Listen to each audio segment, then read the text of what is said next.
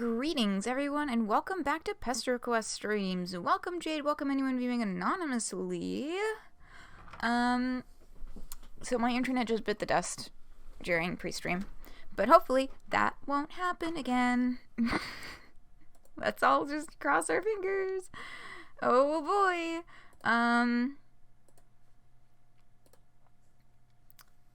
So let's transition over to game stream. Sorry, that was my phone. It's nope, all good. Nothing to worry about. Just double checking because it was work. It was my job. No community news because it's only been one day since the last stream. Save up 10 so you can uwu bomb. Ah, fuck, I knew I was forgetting to do something. Hold up, I just need to fix one thing. I'm gonna, because I got distracted. I had a couple of things I wanted to do before stream started.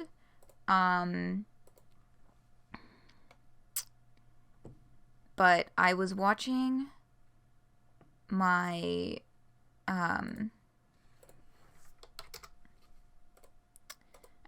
brother play. He's getting to the end of Death Stranding.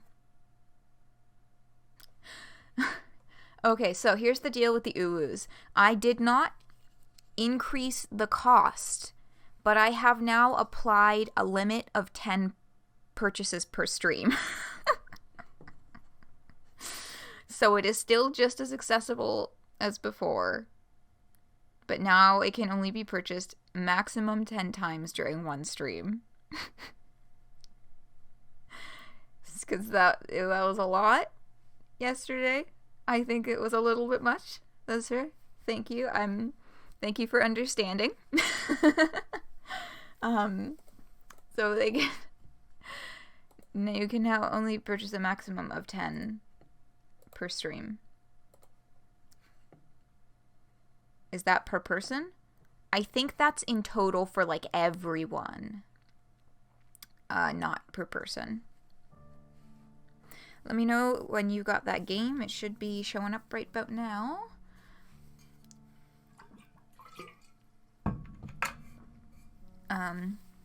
But yeah, so that's not per person. That's actually, let me just, while I'm waiting for the game to be all good, I'm just gonna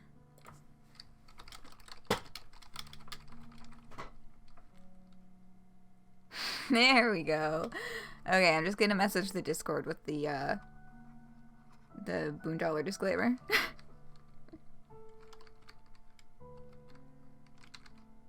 Every time. I know, well, it just takes an extra second to show up. Right? So that's fair. That's fair.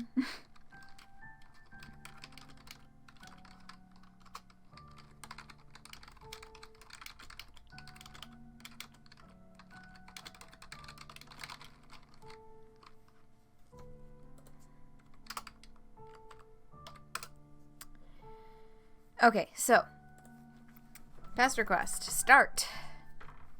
Today is Feferi. Life in the Dreamhouse. Okay, ooh, I turned my computer volume down. Alright, yeah, five minutes after starting, we're just gonna jump right in, because there's really, all my links are for, like, credits and stuff. Pardon me.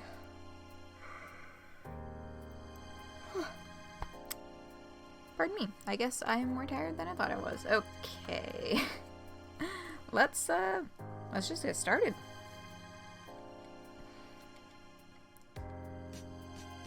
As you've had the occasion to remark before, Alternia is a dark world. Both because it's night all day long, and because of its hideously brutal society where the strong prey on the weak prey on the weaker, and all this preying ends only when the survivors are shipped out to prey on everyone else in the galaxy. Hi, Noah! Did you see my message in the Discord channel about the Ubus? Alternia's cruelty has been on your mind for a long time, but recently it's begun to feel intolerable.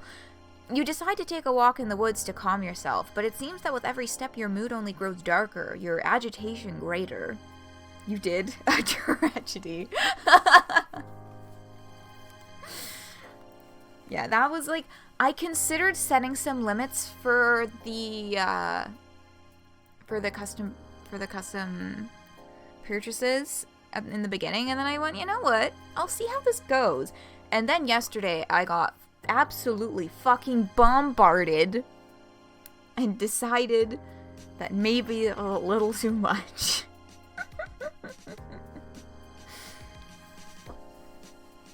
I don't know. Maybe I'll take the limit off for some streams and leave it on for others. You sent in 12. Yeah, the majority of those were you. I think it was like 12 of you. I think Aleph sent like 2 or 3. Noah sent 1. Bridge sent 1.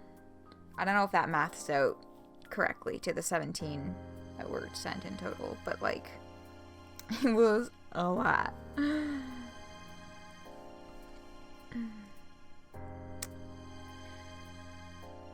You decide to take a walk in the woods to calm yourself, but it seems that with every step your mood only grows darker, your agitation greater.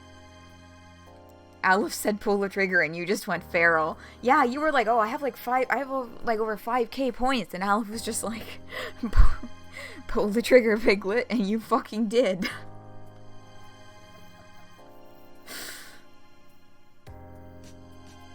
Yes, screw maths. Yeah, I don't know. I just know that I had to do 17 yesterday.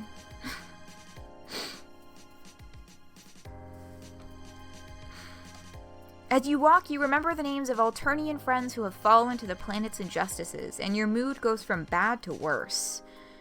You've been waiting around like a spoiled, self-centered narrative device for a lightning bolt of illumination to reveal your reason for living. To explain your peculiar and insatiable hunger for friendship, and to show you the destiny attached to it. You think you know who caused this, but why? You've been sitting here like a child waiting for a teacher to explain the answer to a difficult math question. Vriska and Terezi are arming up to change the world, and what are you doing? Your usual bullshit. You're thinking and you're navel-gazing. And then, with a sudden blinding clarity, you understand. Vriska is right. Terezi is right. The answer is revolution. Who gives a shit? Who cares what some big dumb universe thinks your destiny should be? You'll take Dream Boulder's advice and choose your own fate. Take the answer to the meaning of your life into your own hands. Set your own course. Hi, Max. You're actually not that late.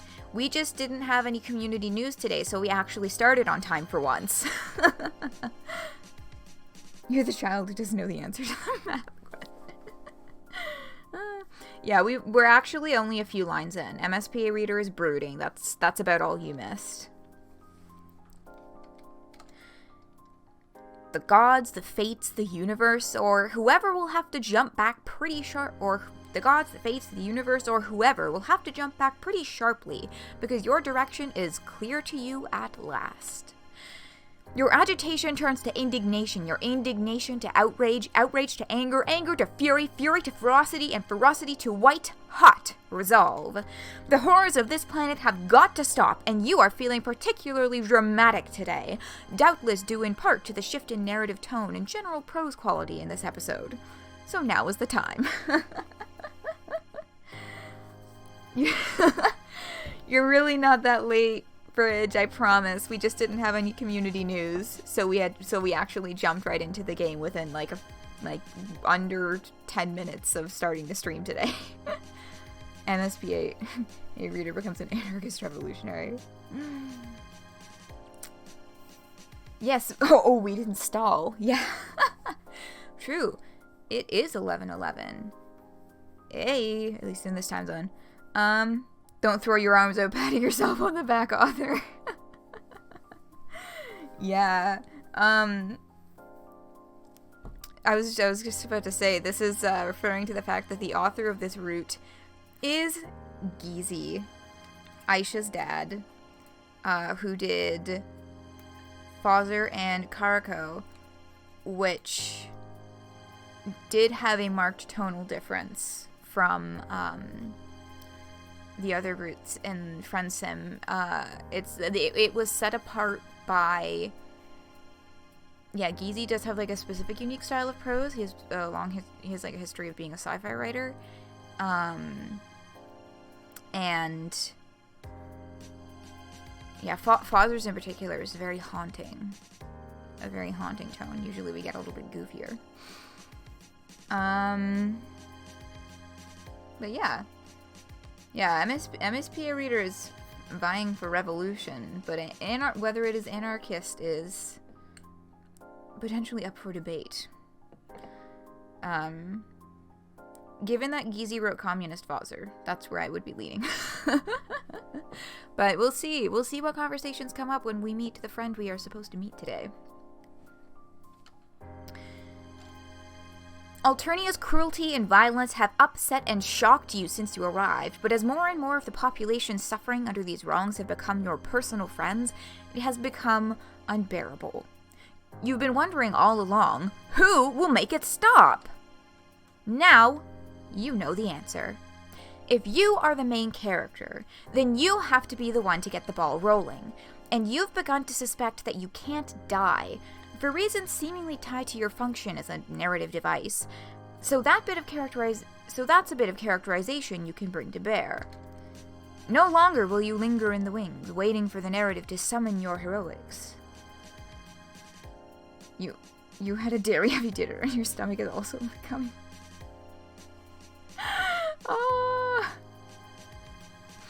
Oh no. That is not good. I hope that's not the situation that is happening, because that is a very unpleasant situation to be in.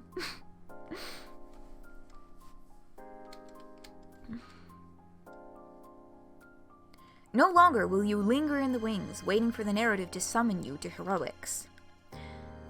With this momentous decision girding you for unstinting effort, you set your mind to the question of how to accomplish it. You start by making an inventory of the strengths and weaknesses you possess and can bring to bear on the task. Strengths? 1. Experience drumming up friendship in the most unlikely situations. 2. Ability to travel instantaneously anywhere you want to go. And have their arms up while roaring silently at the heavens? Yeah. Weaknesses... everything else. This helpful mental exercise clarifies matters significantly. You see clearly that the only way for a single humble being such as yourself to change Alternia is to go directly to the point of maximum leverage. In other words, straight to the top. You'll need both of your resources in this quest. You'll need to travel superhumanly and superluminally in the immediate company of Alternia's ruler and throw your full friendship game on fuck. Trying that one again. You'll need to travel superhumanly and superluminally into the immediate company of Alternia's ruler and throw your full friendship game on them, with the objective of persuading them to initiate reforms, change rules, and set the planet on a course to civilization. But your darting intellect realizes something else. It won't be easy. The ruler of a world such as Alternia must be a fearsome, fell creature, a monster of no ordinary loathsomeness and cruelty.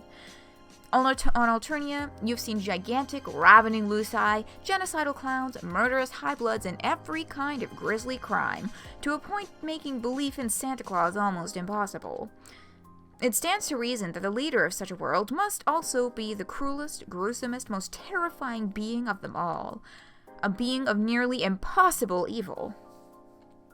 At most you can imagine them making grunts and moans while emoting or, like, miming. Yeah. Oh no. For the first time since this plan caught fire in your mind, a whisper of doubt creeps in. It occurs to you that the most likely outcome of your quest for the reformation of Alternia is a scenario wherein your internal organs are festooned over a wide area, your eyes popped out of your skull, and your brains splattered to a fine mist. While experience suggests that you are non-killable, that sort of thing may offend, not to mention be excruciatingly painful. Maybe it would be a better idea to have a light lunch and lie down until your reforming mood passes. Oh, come on!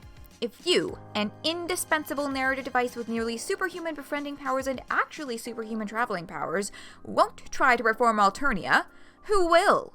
Have you no pride, no grit, no old college spirit? Go back and select the right answer. And unfortunately, you don't get anything different if you click that one 30 times. I tried. Press on fearlessly with your quest. Telepathy. Okay, Dad. I never finished. Oh, God. Y'all, I'm in my last term of university. I feel like this comes up a lot, but it comes up a lot because it's a very present thing and it's very stressing me out. So, I'm so fucking close, man. Like, I can see the finish line, and I'm like, just dragging my limp body to it. Anyway. Scorning all difficulties, you decide to press on fearlessly with your quest. You gather yourself, consign your soul to heaven or whatever, and prepare for the worst. You close your eyes and think, take me to the highest being on Alternia. Then you grit your teeth and prepare for the ultimate horror. Tis stressful. Yes. Thank you. Just hold on till May. Well, technically I only have to hold on till the end of March, and then I have one exam, maybe two? I might have two. One of my courses, I'm not sure if the last test is during the last lecture or if it's during the exam period. But, yeah, so, like, I technically only have, like, 2.5 months to go here. But, like, y'all, I'm done. You feel me? I'm done. I'm finished. I think I'm done with this now. I'm ready. I'm ready to be the fuck out of here. Uh-oh. Well, let's see where he ends up. Or let's see where they end up. You close your eyes and think, take me to the highest being on Alternia. Then you grit your teeth and prepare for the ultimate horror. You feel the familiar sensation of superhuman superluminal travel, and the world changes around you, rendering you somewhere else. Somewhere that feels quite different from your previous forest location. Very different, actually. A lot wetter. Hello, ocean. It quickly becomes apparent that there's good news and bad news. There she is! Ah, I love Feferi's sprites so much. All of the sprites for this volume, okay? They were done by Gina, who also did John's sprites. And they're so fucking expressive.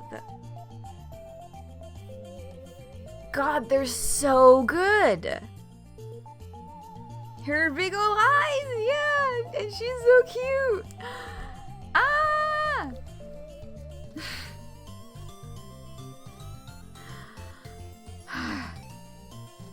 Yes, it's just chef kiss head motion. So good. Sounds like water level music. That's true, I had made that connection.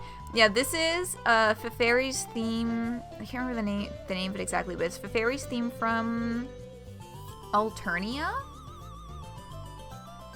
Or Alternia Bound.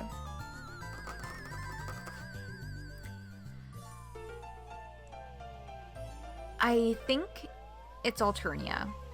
Because I remember this being Feferi's theme in the first, I'm pretty sure it was S Carcat Wake Up Walk Around Flash? Or is it a different one that you get to play as Feferi? Or am I not remembering this correctly at all? Bound is the album with the themes. Okay. This is probably Alternia Bound then. You'd think I would know this because I've listened to both of those albums 30 bajillion fucking times. But I do not remember. But yeah.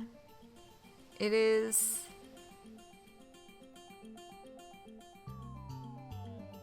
from the one where you get to see. Now I'm doubting myself. Do you ever get to play as Feferi? Or am I confusing it with the Mina Bound themes? Y'all, my brain right now?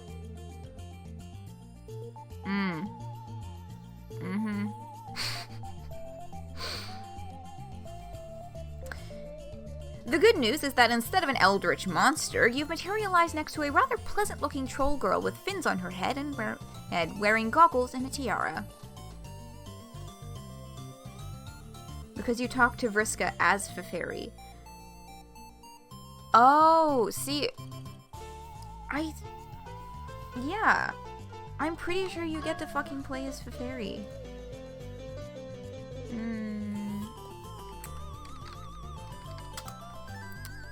I'm going to,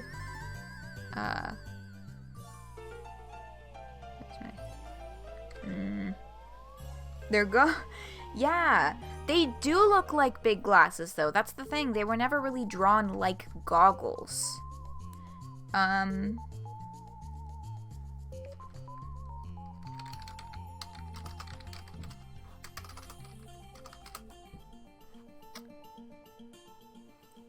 Wow, typos abound.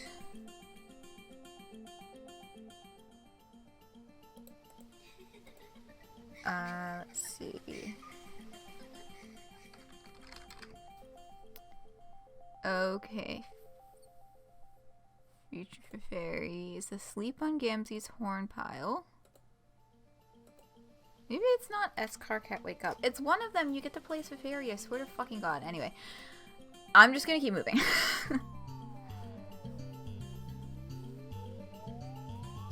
Oh, it's on volume 8? Okay. Yeah. Man, I'm gonna have to like Google this song afterwards when we do the credits and see where else it was used, because I fucking fuckity fuck. You always saw them as goggles.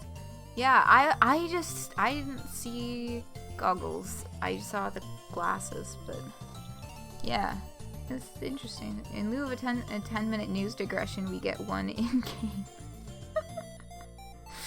Like, okay, here's the deal. This is just par for the fucking course. It doesn't matter if it's at the beginning, or somewhere in the middle, or it takes like half a fucking hour to end the stream. There's going to be like multiple digressions. And one of them is going to be very fucking long. Every single time.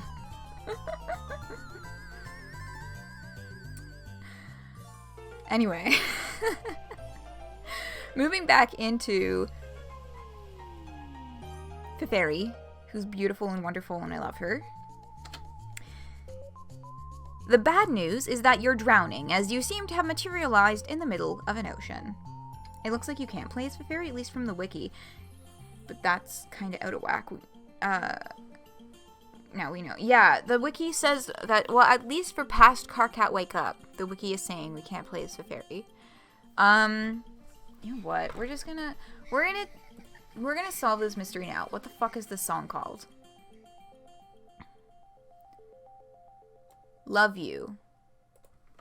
Okay. Google. Homestuck. Love You song. Okay, the music wiki. Love You, Feferi's theme, is a song by musician Toby Radiation Fox. It is the 7th track on the album Homestuck Volume 8. The track art is by Left. Tumblr user, villains go left. Musician, initial release date, release album, track number, preceded by, followed by Bandcamp. Usually if it's in a flash, they say. Am I getting this mixed up with another song? Love you as opposed to mean as hate you. Yeah. Yes, this is indeed another Toby Fox. Yeah, usually if a song is used in a thingy, it says. Maybe I've just listened to the Homestuck albums too much.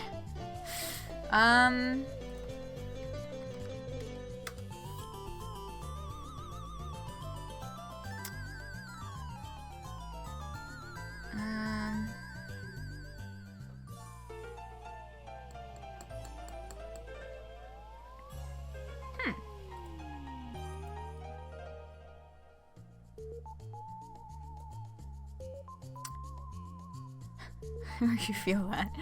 Yeah. While no one was looking, the dog remixed the Mertrolls theme song. Yeah, I'm pretty sure you do get to play as Feferi at some point, don't you? Or maybe I'm just convincing myself of that because I don't like being wrong. Oh well, let's keep reading. MSP reader's about to drown. Let's see how this goes. Glub kelp! Your own greeting may seem a little bit less cheery in that it consists of thrashing wildly with your eyes bugging out as you fight not to inhale while trying to concentrate on zapping yourself the heck out of there. The troll girl watches in astonishment, but suddenly seems to understand. Okay, I love her so much. It's so cute. You see her take a big breath of water through some gills on her neck, and then something starts to come out of her mouth. A bubble. The bubble expands and expands until you feel its boundary break over you, and suddenly you can breathe. You collapse, coughing and gasping onto its floor, which feels like the inside of a huge submerged balloon, yielding but effectively keeping the water at bay. Witch of Life. Coding. She's so concerned. I love these sprites so much. Oh my god. I'm gonna vomit, but don't, Max, don't word it like that. According to Homestuck Credits is not there either. He's so fucking cute. The troll girl sits across from you in the bottom of the bubble, studying you curiously and anxiously. I know, the hair! Just gonna smack my desk enthusiastically. Oh, that's a good sprite. Oh, fuck yeah, it is. Look, she's all sitting cross-legged and everything. Look at her little pink nails. The troll girl sits across from you in the bottom of the bubble, studying you curiously and anxiously. Alice is in here, so you feel like someone should be taking up her slack. That is true. We are missing one Aleph Nal this evening. Rip. Glub, glub, glub, glub. Are you okay? Recovering from your brush with drowning, you're able to notice with relief that despite her conversational quirks, she looks friendly, even glad to see you. You try to say something, but all that comes out of your mouth is water and a sputtering sound. I don't speak whatever language that is. It's very pretty, though. You burp and some water trickles out of your ears. Sorry, I still don't understand. Do you speak any Alternian? With a great effort, you gasp, yes. Oh, yay! My name is Feferi Peixes. Glub glub, what's your name? You bubble weakly. It's nice to meet you, Blub. You nod politely, expel another half-gallon of water, then weakly say that it's very nice to meet her, too. Not least because if she hadn't been there, things might have gotten unpleasant for you. Look at that big smile. You're welcome! But what are you But what are you doing here? Almost nobody comes this way. It's not really on the way to an anywhere. So that was a mistake in the coding. That's supposed to be a Feferi line. She looks sad when she says it, and you wonder that some poor troll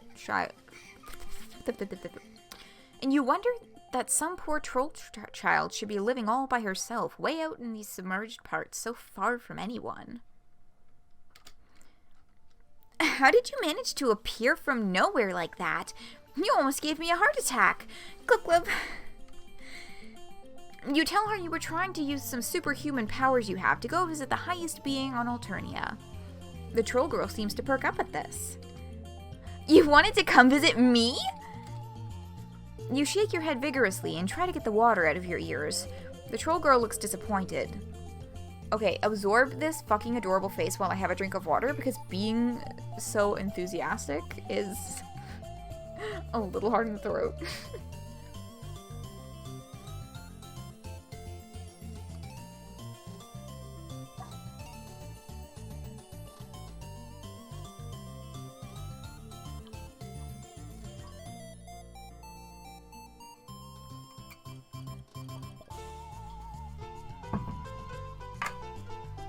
Okay, so I've had water. Let's keep going. Oh, that was a little louder than I intended it to be. Teeth. Oh yeah, she's got sharp, pointy teeth and little thingies. Sunshine personified. Yeah. She's wonderful. Glub, you didn't come to see me? You apologize and say that you're quite happy to be visiting her, but that you misheard her last remark. You thought she had implied that she was the highest being on Alternia. Just goes to show you how deep submergence and waterlogging can cloud your hearing. Oh no, Glub, you heard me right. I am the highest being on Alternia, most of the time. I'm the future Empress, heiress to the throne of the Alternian Empire. Which is a great big clubbing pile of whale poop as far as I'm concerned. What? You look around for the multiple razor-toothed, fire-breathing, acid-spitting heads, tearing claws, and bad attitude that you're sure Alternia's highest being must have. But then you start to remember your Alternian social science. You haven't had any formal Alternian education. You're not even sure narrative devices, however indispensable, are eligible to sign up for classes. But you pick this stuff up when you hang around a place long enough. So you know that the Empress spends most of her time off-planet leading merciless troll hordes into conquest of the galaxy. You also know that there's only ever one other member of her royal fuchsia bloodline, the heiress, in existence at any time. As long as the Condis doesn't kill her on her rare visits to the home planet, that is. The troll girl glubs sadly, and you realize that being the only fuchsia blood on the planet must be lonely. Not only would you have enough strength to accidentally tear any stroll who visited you limb from limb without noticing, but you've heard some sinister things about the heiress's Lucis. Something about it being the size of a continent, hungry as the void of space, and evil as the hell devils go. And evil as the hell devils go to if they're bad devils. Something that might discourage casual visits by friends who don't want to double as snacks. But at the same time, you wonder that such a seemingly agreeable and sensitive troll as this girl could preside over such a grindingly horrible planet as Alternia. How could she live with herself? Does she even know what goes on outside her insular little ocean? But you put all that aside for now. Here you are, right where you wanted to be when you made your master plan for Alternian reform. You haven't been devoured, dismembered, or decapitated, and the person you want to persuade seems eminently persuadable, not to mention friendable. So you're ahead of the game so far. Time to take full advantage. Your Royal Highness, you begin. Glub, call me Fef, Blub. It's much friendlier to be on a fish name basis. And I'm so happy and excited to have another friend. Perfect. Phase 1 of your plan seems to have practically accomplished itself. But there's no time to waste, as the air in the bubble your new friend created is starting to get stuffy, and you know you're going to have to zap out of there soon. You mention in a casual, conversational tone that you've been visiting Alternia for some time now. Glub, do you like it? It's certainly unusual.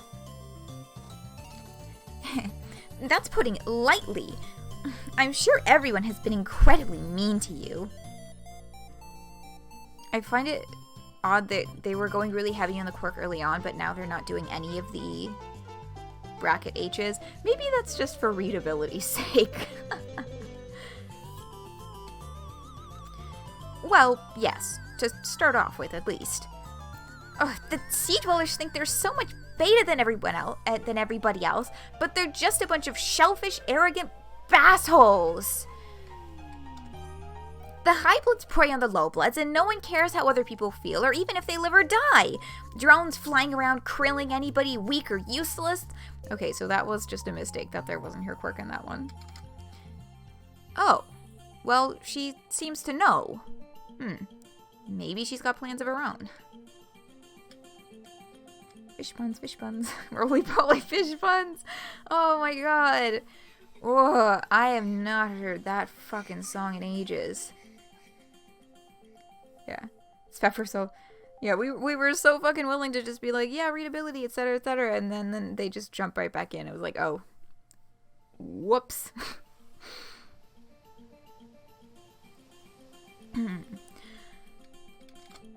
Phase 2 of your plan is half in the bag already. You feel dizzy suddenly at how your quest is working out without the least effort on your part. Also from lack of oxygen. You're gasping for breath, and a darkness is gathering at the edges of your vision. In about a minute, you're going to pass out from oxygen deprivation. What's to be done? So unless somebody would like to redeem a narrative choice reward, I will be picking the shortest answer out first. So, going once. Going twice.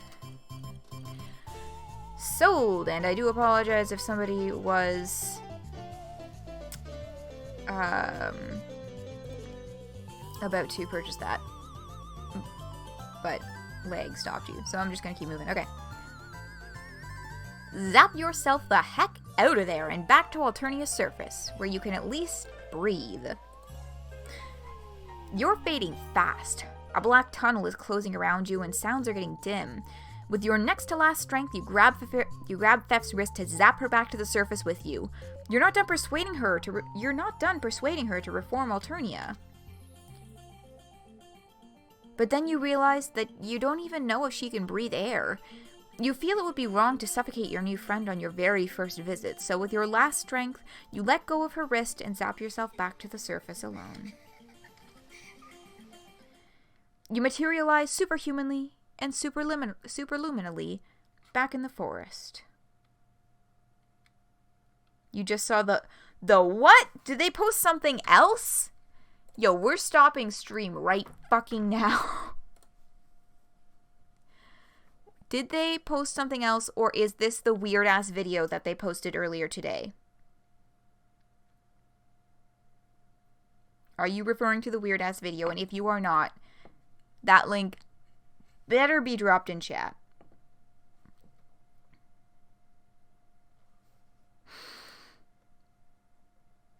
Let me check my...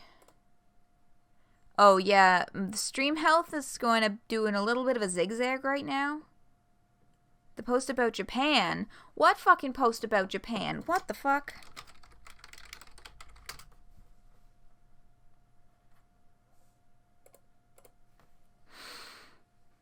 Gearing up to head to Japan. It has always been a magical place for me. Every time I am there, I learn something about the culture and something about myself. I come back home feeling fresh with a new perspective. The crowds are spectacular and the beauty, as is the beauty of the country.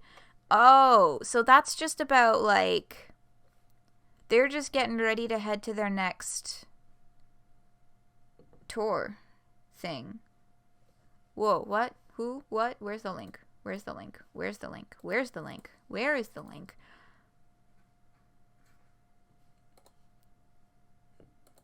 Oh yeah, that was the... Okay, yeah, I was on the right website. Yeah, it's just nice. Yeah, they updated the logo on the website now to match all of their other cryptic bullshit. People are suspecting there's going to be a surprise performance.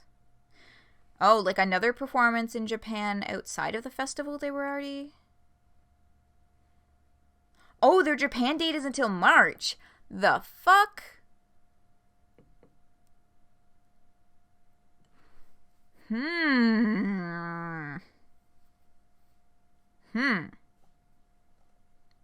Exciting.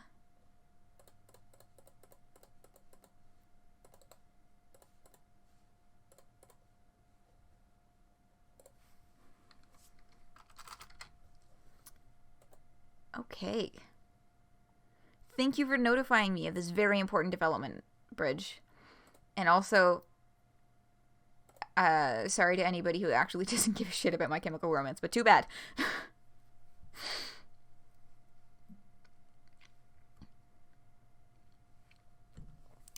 I kind of abruptly stopped talking.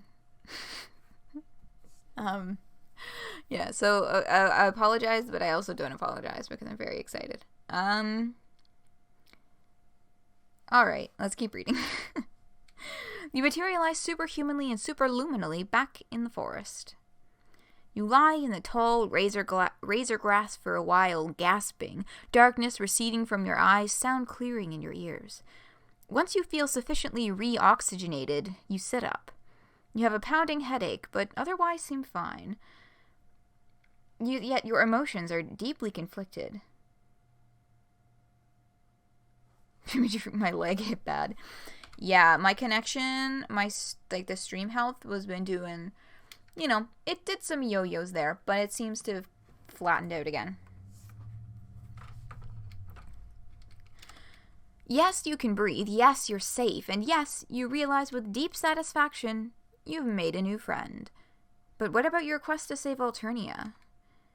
Feferi seems to be aware of the problems in her kingdom. Is she perhaps just waiting on the right ally, or Ely, as she might call it? You prepare to immediately zap back to finish the job. But you hesitate. What if you zap back into that bubble and Merle continue to suffocate? Or what if she's already collapsed the bubble and you materialize in the water again? What if she's not there to rescue you, or is so annoyed at your rudely abrupt departure that she decides to just leave you to your own devices?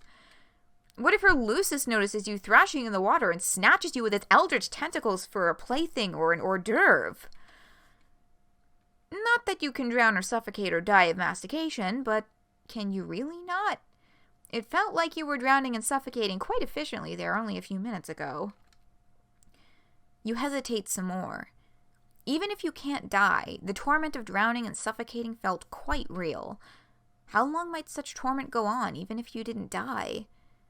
Would an eternity of suffocating or drowning be all that pleasant, even if you kept on living? What about an eternity of being chewed and passed through a giant Lucis' digestive tract? You realize that you can't bring yourself to zap back to the heiress. You curse your weakness, but given a choice between death and eternal torment, you realize with belated humility that your choice would be neither, even if there's a chance you could save Alternia. You stand up sadly and begin walking back through the forest. Made a friend but fail at life. Make a friend but fail at life. Game over. Lots of life doom talk here. I love that little MSPA reader. I'm so worried. Okay. Back we go.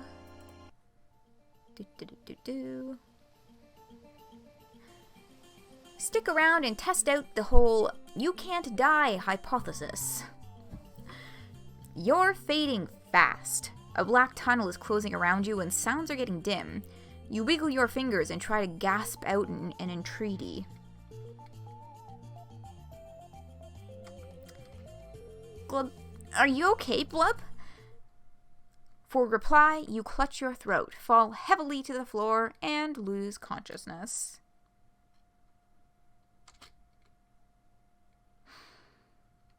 You gradually regain consciousness, and as you do, you realize that air is going through your lungs. Fresh, oxygenated air, the most beautiful thing you've ever felt. You realize also that you're in a palatial, though messy, bedroom, and while you can see underwater realms outside the windows, the room itself is de-watered. The fresh air seems to be coming from a large conch shell sitting on the floor nearby and humming quietly like an air purifier. You're swooned on a chaise lounge, and Feferi Peixes is fanning you with a large palm frond. Glub, are you alright, Blub? Why didn't you tell me you couldn't breathe? You scared the piscine out of me. You struggle upright and try to smile bravely. You apologize for scaring her, but observe that one of the symptoms of not being able to breathe is not being able to talk. You thank her effusively for saving you. Glub, that's an empress's duty. Instead of encouraging people to be mean and hurt each other, she should do whatever she can to help them. A tear comes to your eye and a lump to your throat when she says that. If she really means it, you have a couple suggestions. Of course I mean it. I'm glubbed at how abysmal things have been around here. When I'm the Empress, things are going to be different. You respectfully wonder how long it will be before she becomes Empress. Only a couple thousand more sweeps. Oh, cool. What happens to everyone on Alternia in the meantime? The fairy looks momentarily thoughtful. I don't know. I haven't thought that part out. I guess I'm not equal to my big ideas. And what if, when she becomes Empress, she feels differently? How does she know her Imperia's condescension didn't feel the same way as Feferi does now when she was her age? What if there's something that makes adult Empresses evil, something they can't control? What if Feferi grows up to be socially liberal, but fiscally conservative? Oh, the tragedy! Side note, for real, that's not a physically, realistically possible political belief to hold.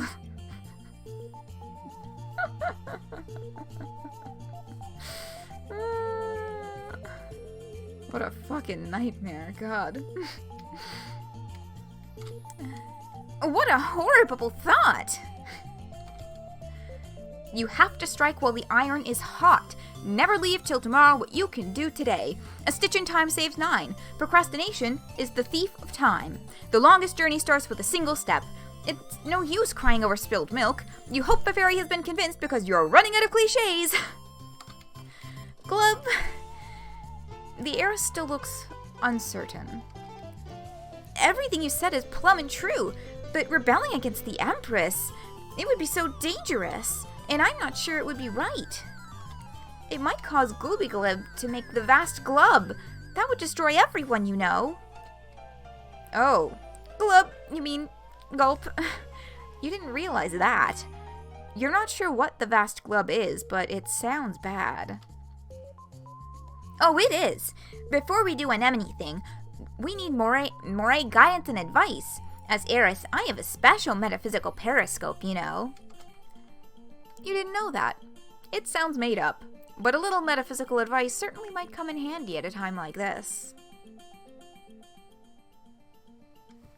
How the fuck did I say it? Gulbagalib. That's because it's I know the mouth wants to just be like glibby glob because that would be like easier to say, but it's like gulb go ib.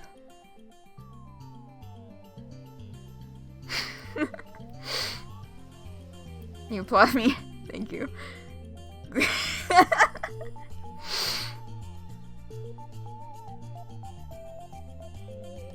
Holy shit? Wait, holy shit, what?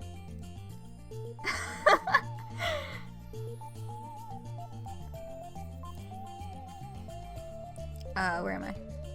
I think I read this already. Without further delay, the heiress goes to an ornate, jewel-encrusted tube that rises from the floor of her palatial bedroom. It seems to extend into the underwater depths, though air pressure seems to be keeping the water from flowing through it into the room. I love this sprite so much, and I know I'm not the only one, but this is like just appreciate this.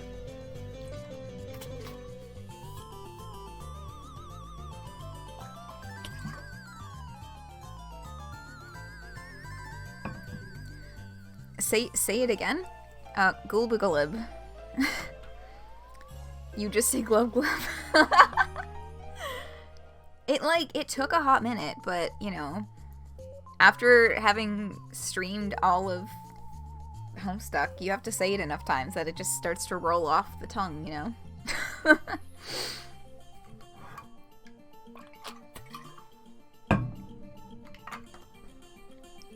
Yeah, just a little pinchy face. This looks, if I may, and I do not mean this as an insult to the artist, it looks very anime.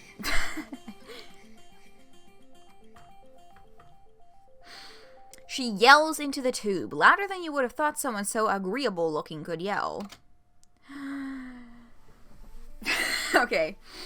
This really is just a long string of glubs. There is no Cthulhu-esque naming here. Glub, glub, glub, glub, glub, glub, glub, glub, glub, glub, glub, glub! There's a swishing, gurgling sound, and something extends up through the tube into the room. Something pale and featureless as elusive, but unmistakably tentacle. A tentacle with a bulbous eye on the end of it. You dive behind a luxurious sofa. You'd rather that the heiress's Lucis didn't see how plump and tasty you look. But almost immediately, the eye settles itself on top of the tube and hardens into something that looks like a very large crystal ball. This made me so happy, because this was like the one kind of typical piece of visual novel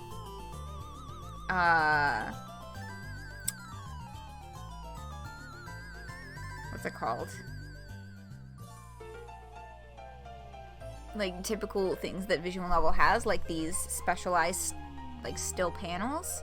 This was the one thing that Pesterquest didn't really have up until this point, but look at how fucking cute this is. Oh my god.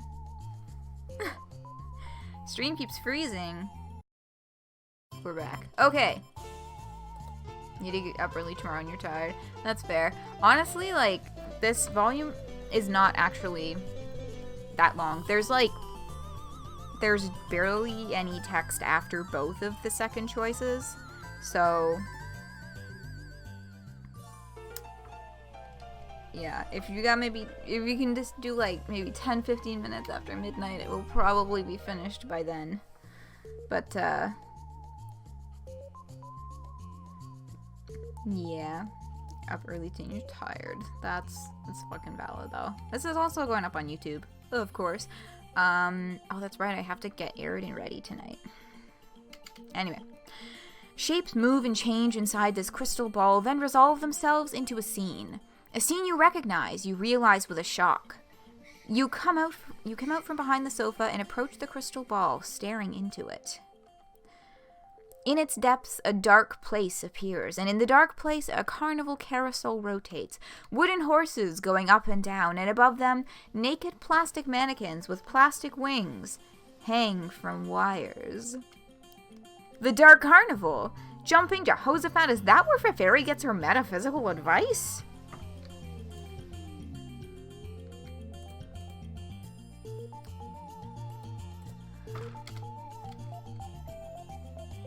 Look familiar? The scene grows clearer and closer, zooming in on one of the horses and on the figure riding it. Your heart begins to beat wildly. It can't be! But...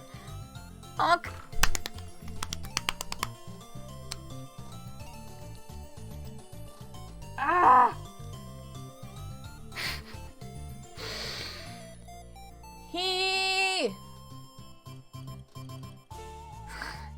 Cargo! Suddenly you're dancing around the room with joy. You grab Feferi and whirl her with you as you dance. At first she gasps in surprise, and then she gets into the spirit, grins, and begins to whirl too. Her strength is such that she spins you like a fan blade, your blood all going to your legs, and when she lets you go and you hit the wall like a bullet and ooze down to the floor. But as you recover consciousness, your joy is barely containable. You never thought you'd see that sweet, sweet fellow again, but now here he is. And evidently, he's come up in the world because he's communicating exclusively with a royal fuchsia blood princess. You're so proud your heart feels about to explode.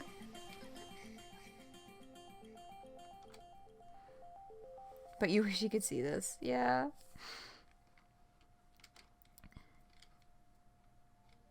My friend Glove here. They have a plan. Well, you wouldn't go that far. I'm just not sure what to do. Honk, honk, honk, honk, honk, honk. Just hold on. Feferi adjusts some controls on the bejeweled tube. They must be translation controls because in mid-sentence, Karuko's remarks change from semantic honks into conventional language forms. And when they do, you realize that this isn't the same Karuko you knew way back then. Honk honk. What you ask is not simple, little one. To truly know the answer, you must learn that there is much more to your story than meets the eye. You must expand your vision to see the big picture, and the even bigger picture of which that big picture is only a pixel. Yes, I know that. This isn't the usual glub shit. Not silly quadrant glub shit for wigglers. I need some real answers here. You study Karuko. He's obviously the same troll, but the changes in him are equally obvious. His eyes are deep as wells, his face grave and kind. Either he's done a lot of reading and undergone a lot of life experience since you last saw him, or else he's become the honking mouthpiece of some vast mystical wisdom-type entity, which offers metaphysical advice to princesses. Perhaps whatever person or process sustains the Dark Carnival. Yes, he did always have that gold tooth. What is my internet fucking doing? Hello, everyone. I just realized I forgot to turn my microphone off. That's fine. Okay, so the router's been reset. Dude, what the fuck? OBS is still not looking great, but let's, we're getting really close to the end of this, I swear. So, I'm hoping we can stick it out to the end here, because we're really close, like, genuinely. Okay. So, Karuko is acting a little strange. See, he seems to be an emissary for a god. But how did Karuko get that job? You wave madly at Karuko as he and the heiress talk, but either he doesn't see you, or he no longer knows you, or he thinks important. Oh, wait, I forgot. Oop, there we go. You wave madly at Karuko as he and the heiress talk, but either he doesn't see you, or he no longer knows you, or he thinks imparting serious metaphysical advice is too solemn an occasion for waving like a maniac. Either way, he ignores you and keeps talking. Does a troll who paddles an ore vessel down a rushing river control her own fate, or does the river control her? The answer is, of course, both. The river has its force, but within that, a troll can move her boat where she will. You are the heiress, and thus the fate that sweeps you along is vast and swift and powerful, but also your arms are strong and your ore vessel stout. Do not despair of your own strength. Yet there is more. We see by mystic means that the rushing river you navigate is itself being swept along by an unimaginably vaster rushing cosmic river, and that the planet which that vast cosmic river traverses is itself being swept along by an even infinitely greater supercosmic river. There are many such metaphorical cosmic meta-river levels that in this particular instantiation of the story. Thus, even if you row with utmost power to change your course on the river you are navigating, the river you can see, The other meta rivers continue to sweep you on as before, without regard for any tiny adjustments you may make down at your own level. Let me just check the graph. Okay, you know what? We're just not gonna have chat up on the side of this video for the rest of the stream, I guess, because I don't know why it's doing that. That has never happened anytime I've reset my internet or restarted the router or started and stopped again. That has never happened before. I am just going to keep going. Be very phobic. Oh my goodness. Yeah, this is...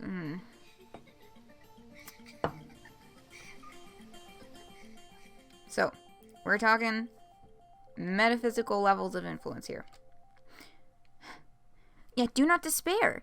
You may yet, through long and deep meditation, transcend the boundaries of this small world, rising higher and higher so that you are able to see and comprehend and transcend those vast and metavast cosmic river levels one by one.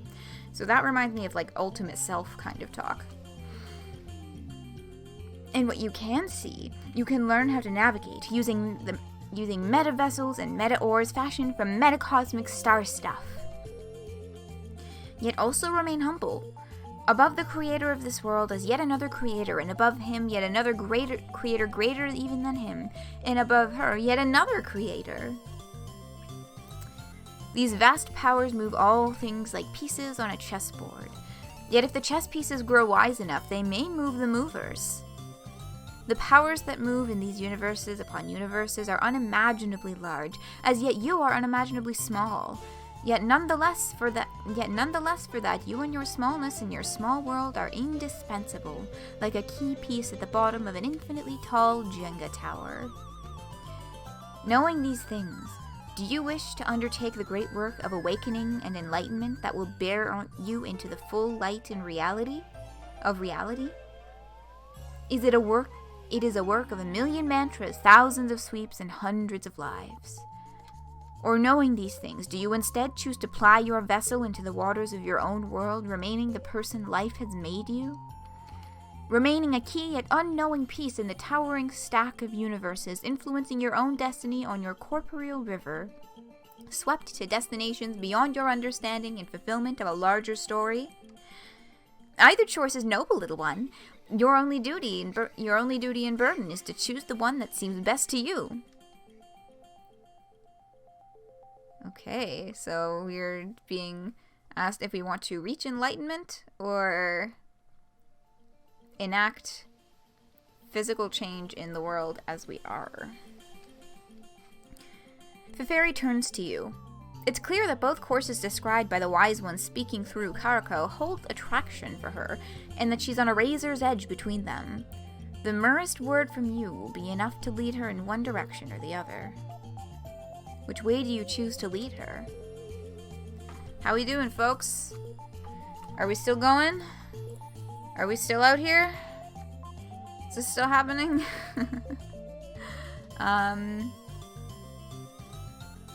We've reached a choice, but if nobody's getting a signal,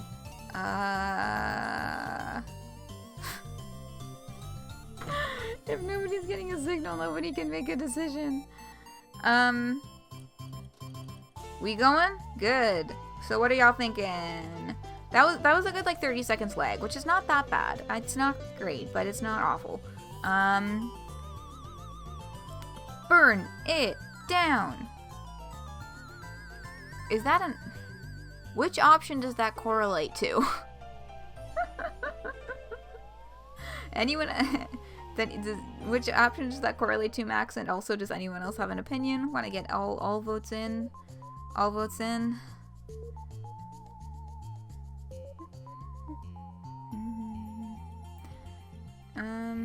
You're usually neutral, but you really... Until you really like or hate a choice. Okay, so you're for the bottom one. Got it, Max. You want to choose the bad option first. Well, I'm not telling you... what it is. Or if there is one. So... You want to go top? Okay. Jade, do you want to break this tie, or are you going to stick it neutral and I'll bust out my dice?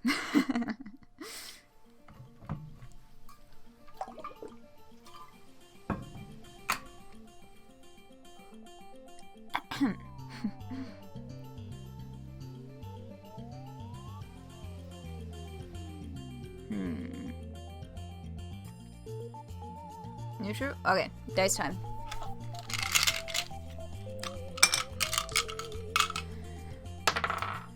That's an 11. Odd numbers, we usually just do odd number top, even number bottom, so an 11 will be the top option. Influence the heiress to choose the path of meditation and transcendence. Well chosen, little one. Step forward and tell your cheese-like companion to step forward, too. A friend to share your transcendental journey is a blessing, and they seem a noble and loyal cheese, though perhaps a bit overexcitable. You and Feferi step forward, and Karako's hand comes right out of the crystal ball, divides in two, and taps each of you on the forehead. At the tap, you feel a powerful fire course up your spine and through your chakras, and the roaring flames obliterate all the world. When the flames subside, a resonant silence reigns. You and Feferi are seated in full lotus position on either side of a fresh air conch, cozy in a bubble floating deep through the vast oceans of Alternia, where you can never be found by anyone until you emerge fully enlightened and with the power of gods, many yugas hence. Eternal spiritual siblinghood victory. Okay. Now who's ready for that other option? Let's load in here. Influence the heiress to choose the path of worldly action and accomplishment. Well chosen, little one. Step forward and tell your marshmallow-like companion to step forward, too. Yeah, I think she's been wearing shoes this whole time. A helpmate to share your worldly efforts is a blessing, and they seem like a noble and loyal marshmallow, though a bit manic in the hand-waving department. You and Feferi step forward, and Karako's hand comes right out of the crystal ball, divides in two, and makes gestures of blessing over your heads. You immediately feel strength and courage coursing through you, as the loosest tentacle turns back into an eye and withdraws from the tube. You turn and... nope, I missed a word. The giraffe milking act. I'm so sorry, y'all. You immediately feel strength and courage coursing through you, and as the loosest tentacle turns back into an eye and withdraws from the tube, you turn to look into Feferi's sparkling eyes, and you see that she is feeling the same intrepid energy. Yay! I think a good portion of that was glub shit, but still!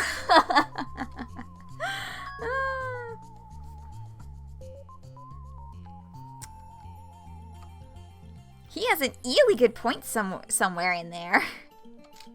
We can't just be canoes, we have to be fish. Even at the end of the day, we are still just little minnows. We'll be whales to someone. Let me check here. Yeah, we a little bit. Not too bad, though. Not too bad. You start to grab her for a dance, but recall your previous experience. Quickly turn the gesture into an offered high five, which she slaps, breaking several bones in your hand. Ugh, run-on sentence. Hi, Gaster Two Soul. How many other roots have had this Friendsome cast interact with the main cast like this?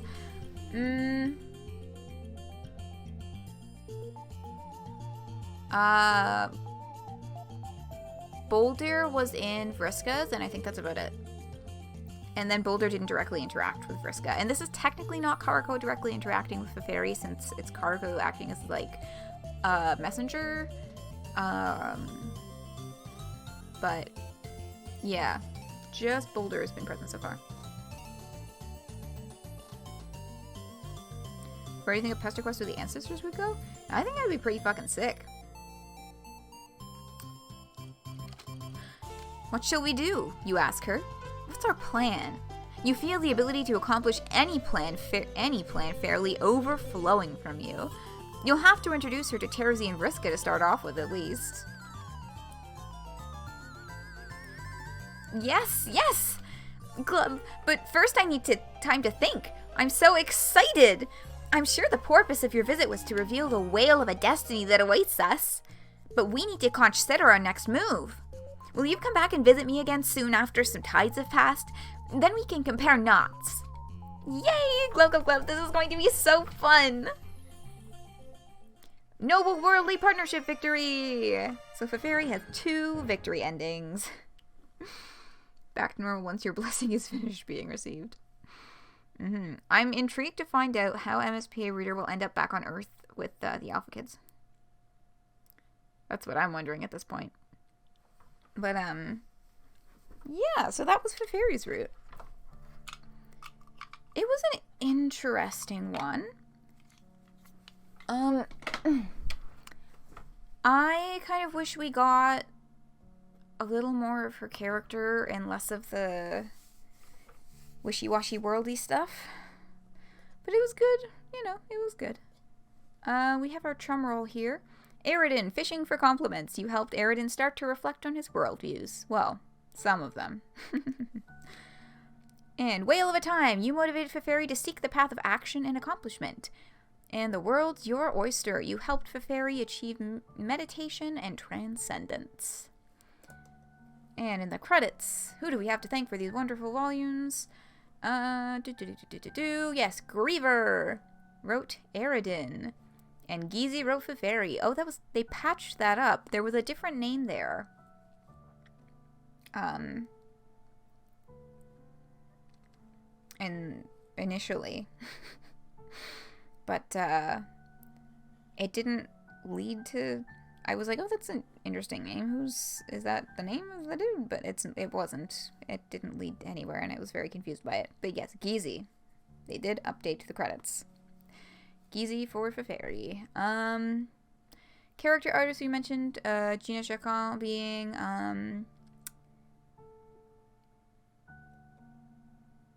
no. Gina did backgrounds. That's right. I was like, wait a second. I know Gina Chacon did the backgrounds for this volume. And Kim did the characters. My goodness, I'm getting all the names mixed up. I'm pretty sure I fucked that up earlier in the stream too.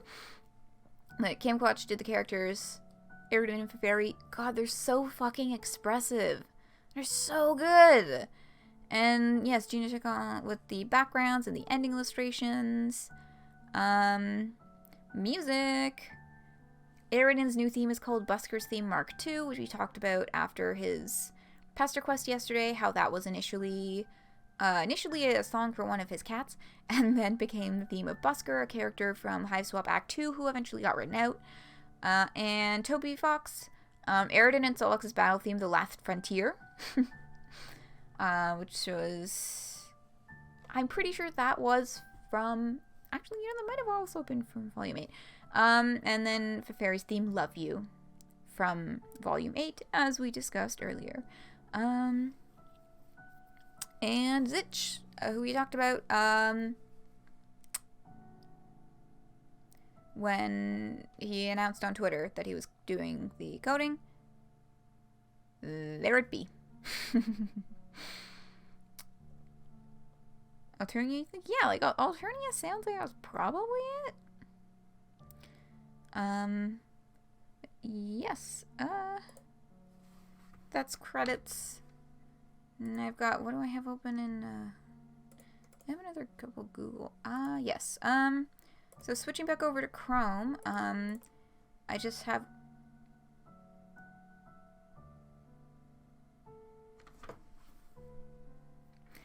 you know, sometimes I fucking hate technology.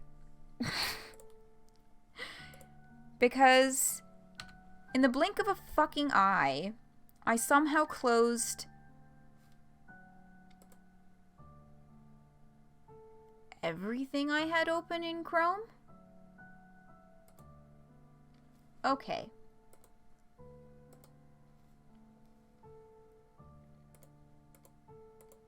There we go.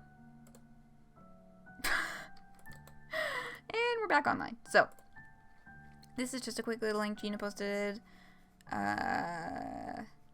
Pesterquesty backgrounds. So that's Twitter. What the fuck's happening here? Oh my god, y'all. That's... What the fuck is my computer on right now? I was just trying to paste a link in a fucking...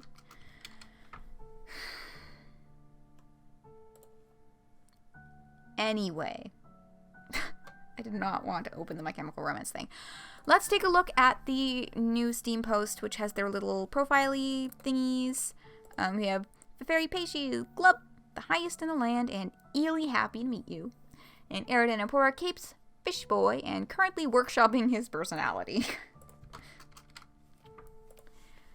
And yeah, so this, I bookmarked this just because we now have a sprite for every single troll, and we can see them all together in one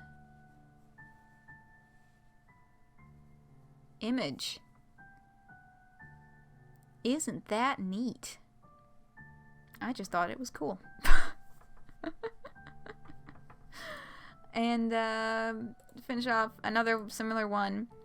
Someone did grouping together all of the blood casts.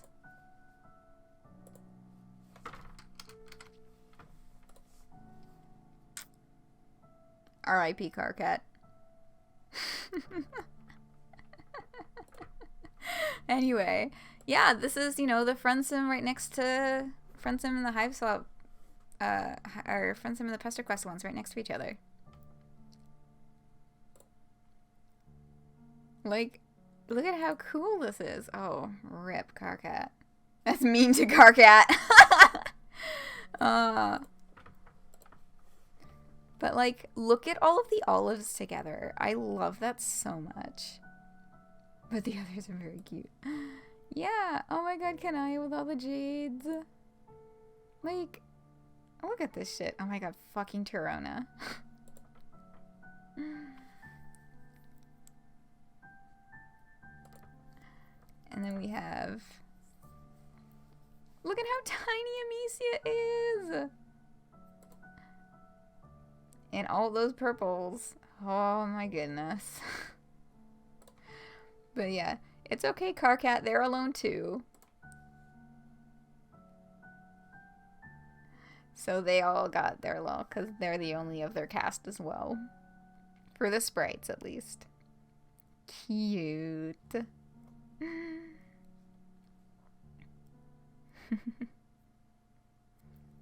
Yeah, so I just thought that was neat to take a look at. And, that's all for today. I do apologize for the incredible number of technical difficulties. It's a work in progress. Because yesterday's went well. Yesterday's stream, like, the connection was good, right?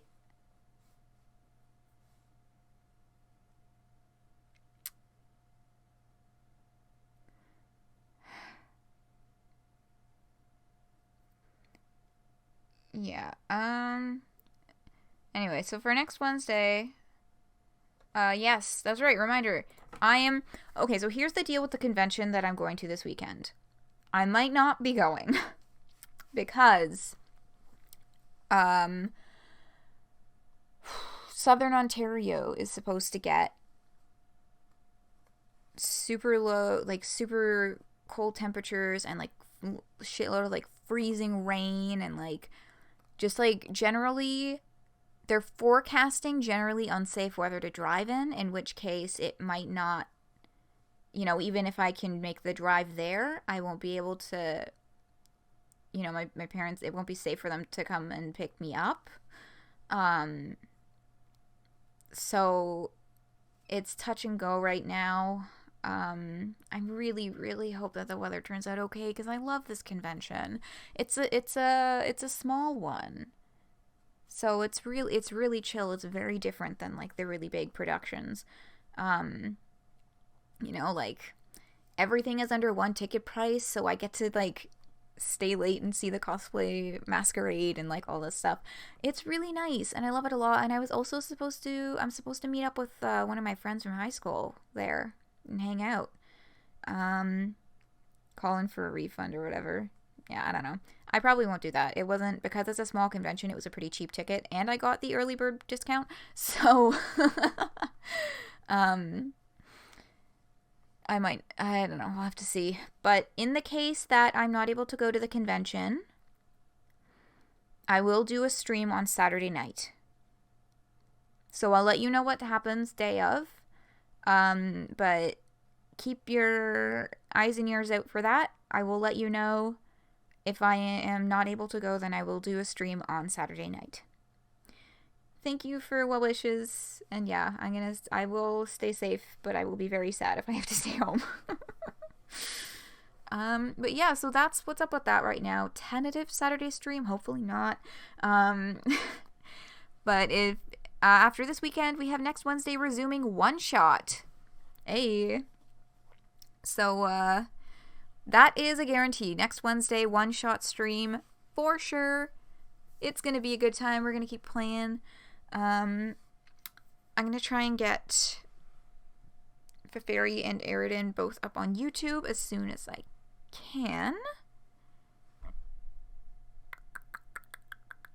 And I think that's about it. Keep us posted. Hope the weather's good. Thanks so much, Max. I will keep you posted. Yeah, alright. That is stream for today.